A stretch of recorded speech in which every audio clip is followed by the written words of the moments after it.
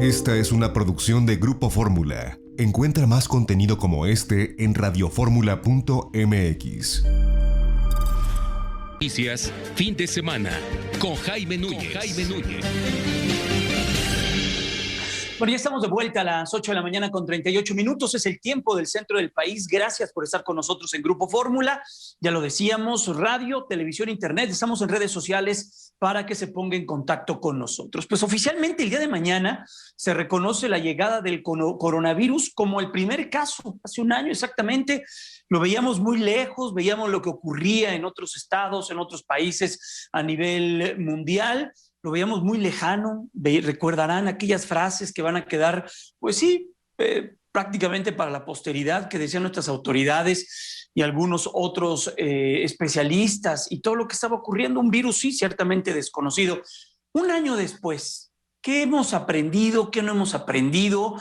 Pues las cosas no pintan bien. Más de 182,000 muertes las que pues se han generado por esta pandemia en datos oficiales.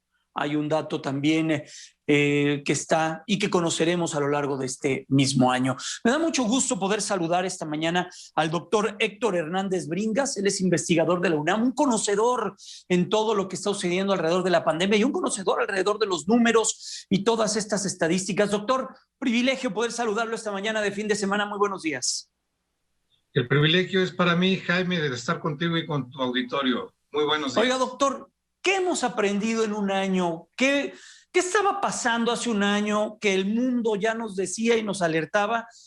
Y pues nosotros no veíamos lo que sucedía en Europa, lo que sucedía en Asia, y las cosas estuvieron y comenzaron a complicarse. Han sido muy dolorosas para muchas familias, y ya, ni hablar en el tema económico. Pues sí, efectivamente, justo hace un año, Jaime, que inicia la pandemia, digamos, formalmente o de acuerdo con los que nos reporta la autoridad. Y hace un año ya teníamos el conocimiento que por lo menos desde el mes de noviembre se venía gestando a nivel mundial esta pandemia. Ya había afectaciones importantes, por supuesto, en China, que fue el origen de la pandemia, ya había afectaciones en Europa, y en México estábamos con estas frases que tú estás refiriendo hace un ratito, diciendo que esto iba a tener menos impacto que otro tipo de enfermedades respiratorias, ¿no? Como las que son comunes y las que son ya estacionarias en México. Estas frases van a quedar porque, mira, déjame decirte que los epidemiólogos, por lo menos los que no son de la parte oficial, en México sabían que había que tomar medidas, y estas son parte de las lecciones que tenemos que tener presentes. Había que tener medidas ya, desde antes de confinamiento, había que tener medidas, tomar medidas ya de uso de cubrebocas, había que valorar también cerrar algunas partes o algunos medios de comunicación internacional como aeropuertos, puertos, etcétera. Carreteras incluso, ¿no? Estos temas eran conocidos por los epidemiólogos y no se tomaron las decisiones a tiempo. Hoy estamos justamente a un año del inicio formal, en datos oficiales, de esta pandemia, con un saldo pues terrible para la población mexicana, para la economía mexicana y para la sociedad mexicana. Mucho se habló, doctor, usted lo comenta y lo comenta de manera muy acertada, todo lo que ocurrió antes de tomar las decisiones de cerrar la economía, de quedarnos en casa, estas políticas que se empezaron a impulsar a partir de marzo. Recuerdo, 16 de marzo fue cuando las escuelas privadas deciden cerrar sus puertas. Una semana después estaba llamando el gobierno de la República a hacer lo mismo. ¿Qué ha pasado con el tema estadístico? ¿Qué ha pasado con lo que plantearon los epidemiólogos y los expertos que están al cargo de esta pandemia y de las políticas públicas? Mucho se habló y mucho se ha hablado del uso del cubrebocas, de la parte oficial y de la parte social. Mucho se habló en un principio de las pruebas, doctor. Las pruebas, de realizarlas, de seguir al virus, cercarlo, aislarlo. México no tomó esas decisiones. ¿Eso qué consecuencias tuvo y qué consecuencias tiene un año a la distancia de verlo? Mira, en primer término, el no implementar un programa de pruebas masivas tuvo la consecuencia de no tener un conocimiento preciso de la dimensión del problema en que estábamos, desde el mes de febrero, desde el mes de marzo. Pero más allá del conocimiento estadístico, que de suyo es importante, tuvo una consecuencia mucho más considerable, que es impedir que se pudieran romper las cadenas de contagio.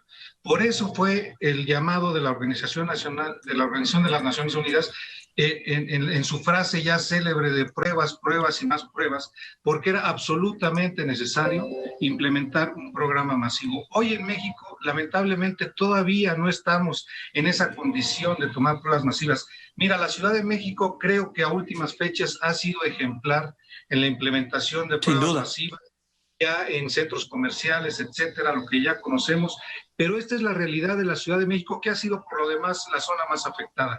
Yo te quiero decir que he revisado constantemente las cifras de otros estados de la República y te puedo decir que hay estados en donde la implementación de pruebas masivas está muy lejos de ser una realidad. Estados como Chiapas, Oaxaca, tienen 20 veces menos pruebas que la Ciudad de México, y por eso yo sostengo que no conocemos bien a bien la realidad nacional con respecto al tamaño de esta pandemia.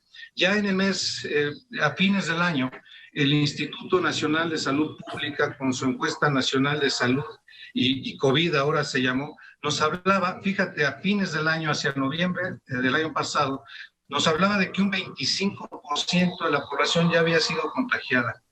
Esto lo pudimos conocer hasta noviembre. Hoy por hoy, las estimaciones que tenemos es que por lo menos el 45% o 50% de la población ya está contagiada. Esto no lo sabemos, solamente lo estamos deduciendo de la encuesta levantada por el Instituto Nacional de Salud Pública, pero también es un punto de partida muy importante para el proceso de vacunación. Sin embargo, ante la falta de pruebas, no tenemos un conocimiento real de la pandemia y, más grave aún, no hemos podido romper las cadenas de contagio. Estamos platicando con Héctor Hernández Bringas, él es investigador de la Universidad Nacional Autónoma de México. Los temas de la letalidad, lo que ha sucedido con la letalidad con la pandemia en la República Mexicana y cómo nos coloca esta letalidad versus otros países. Doctor, ¿ahí dónde estamos parados y qué es lo que ha sucedido en esta evolución de la pandemia? En materia de letalidad, Jaime, estamos en el poco honroso primer lugar, según las cifras que nos proporciona la Universidad Johns Hopkins. Una letalidad del 8.3%, es decir, mueren 8.3 personas de cada 100 que se contagian, o 83 personas de cada 1000 que se contagian, es lo mismo, pero nos da una dimensión real. El promedio mundial anda abajo del 3%, Jaime. El segundo lugar en materia de letalidad lo tiene Perú, con un 3.8% de letalidad. Imagínate, observa la diferencia que hay entre el primer lugar, 8.3, que es México, y el segundo lugar, que es Perú, un país, por cierto, con carencias importantes en materia económica y social. Estamos en ese pues poco honroso lugar y nos da cuenta, efectivamente, del manejo de la pandemia, del inadecuado manejo de la pandemia y sobre todo, para volver al punto anterior, de la escasa aplicación de pruebas que hay en México. Doctor, para el mes de agosto del año pasado, estadísticamente el país calcula un número de fallecidos, 500,000 alrededor.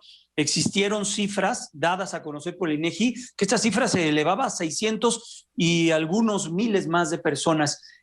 Esa cifra que no va empatada con la realidad y con las muertes estadísticas que noche a noche conocemos por parte de la autoridad, ¿por qué se da?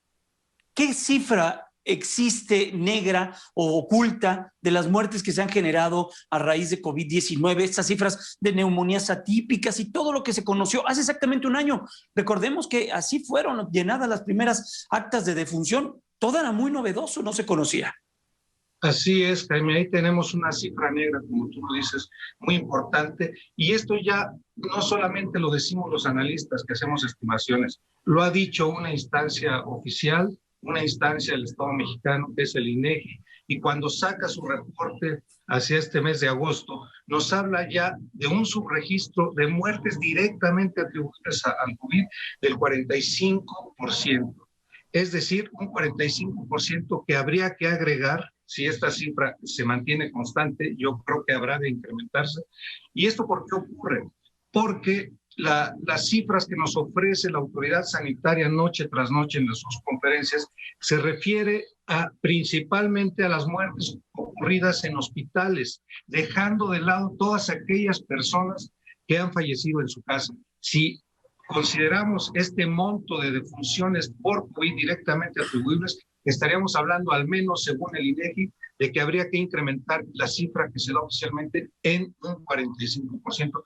Pero no son las únicas muertes que están en la cifra negra. El mismo INEGI reconoce que la sobremortalidad en ese momento era de 2.5% superior a lo que se estaba reportando por COVID. Lo que no sabe el INEGI hasta el momento es si ese factor de incremento de 2.5 veces la muerte por COVID se atribuye directamente a COVID o a otros padecimientos como la diabetes, como la hipertensión, que ciertamente son enfermedades muy asociadas, son comorbilidades del COVID. De manera tal que la cifra negra la podemos ir conociendo, pero no es descabellado atribuir a la pandemia, no necesariamente al COVID, un incremento de muertes muy importante que nos ubicaría hoy alrededor de unos 350,000 decesos adicionales, o entre 350,000 o 400,000 decesos adicionales. Vaya dato, vaya dato. Pues doctor Héctor Hernández Bringas, un gusto poder platicar con usted. Un año de escucharlos, escuchar a los expertos, escuchar a los analistas y escuchar lo que vive México y lo que vive el mundo, y esperemos que con la vacunación, sabemos que llega y está dando de manera con muchos espacios, de manera muy lenta por también la poca cantidad de vacunas que llegan al país, pues esto termine muy pronto, doctor. Muchas gracias, cuídese mucho y a ver si para la próxima hablamos de la vacunación. Ya este proceso el cual México se encuentra incrustado, poco a poco, ahí va avanzando. Con todo gusto, Jaime, estoy a tus órdenes, un saludo y un abrazo. Gracias, es el doctor Héctor Hernández Bringas, él es especialista de la Universidad Nacional Autónoma de México. Gracias, doctor. Cuídese mucho. Vamos directamente. Ya está con nosotros, ya en otro orden de ideas y en otra información. Se encuentra ya en la línea para cerrar el programa. No es cierto. Bueno, sí, en la 970.